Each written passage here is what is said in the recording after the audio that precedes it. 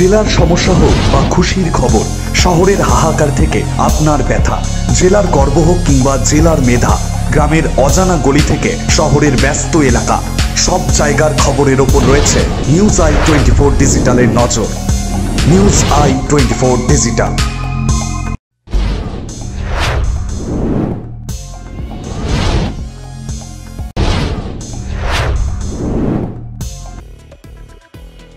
জুলাই মাসেই বঙ্গ সফরে আসছে প্রধানমন্ত্রী নরেন্দ্র মোদী। 18 তারিখ এ রাজ্যে সভা করবেন বলেও বিজেপির সূত্রে খবর।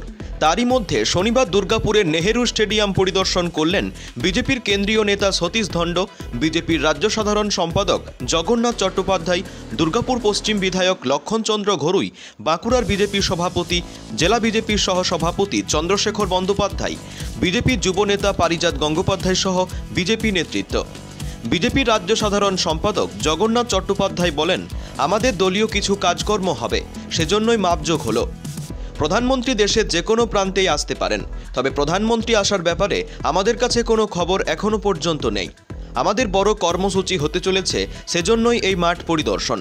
তারপরে তিনি তৃণমূলকে আক্রমণ করে বলেন, গত 15 বছরে মমতা বন্দ্যোপাধ্যায়ের অবদান বোমা শিল্পে পরিণত করা। পুলিশের মদতে বোমা বাঁধা হচ্ছে। কাটোয়া জেলা সভাপতি বলছেন, জঙ্গলে বোমা বাঁধা হচ্ছে আমাকে মারার জন্য। 2026-এ জঙ্গল রাজের অবসান হবে। পশ্চিমবঙ্গ থেকে এই পাপকে বিদায় করবে বাংলার মানুষ আর বিজেপি সরকার। 15 বছরে মমতা বন্দ্যোপাধ্যায়ের অবদান বোমা শিল্পকে পশ্চিমবঙ্গের একমাত্র শিল্পে পরিণত করা।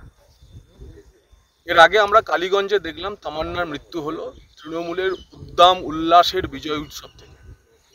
আজকে কাটোয়ার ঘটনা এবং জঙ্গলের রাজত্বে জঙ্গল শেখরা যে বোমা বাঁধবে সেটাই স্বাভাবিক। আপনারা দেখেছেন যে বীরভূমের এক জেলা পরিষদের কর্মাধ্যক্ষ তিনি ভিডিও ফুটেজ দেখিয়ে বলছেন যে তৃণমূলেরই অংশ পুলিশের একাংশের মদতে বোমা বাঁধা হচ্ছে আমাদের মারার জন্য। আজকে কাটোয়ার তৃণমূলের জেলা সভাপতি বলছেন জঙ্গল শেখরা বোমা বাঁধছে আমাকে হত্যা করার জন্য। যার ফলে পশ্চিমবঙ্গে মমতা বন্দ্যোপাধ্যায়ের 15 বছরের অবদান একমাত্র বোমা শিল্প এবং এই জঙ্গল রাজের অবসানের জন্য ভারতীয় জনতা পার্টি তো বটেই, পশ্চিমবঙ্গের মানুষ মনস্থ করে ফেলেছে তারা 26-এ পশ্চিমবঙ্গের এই পাপকে বিদায় করবে। Bureau report, news I 24।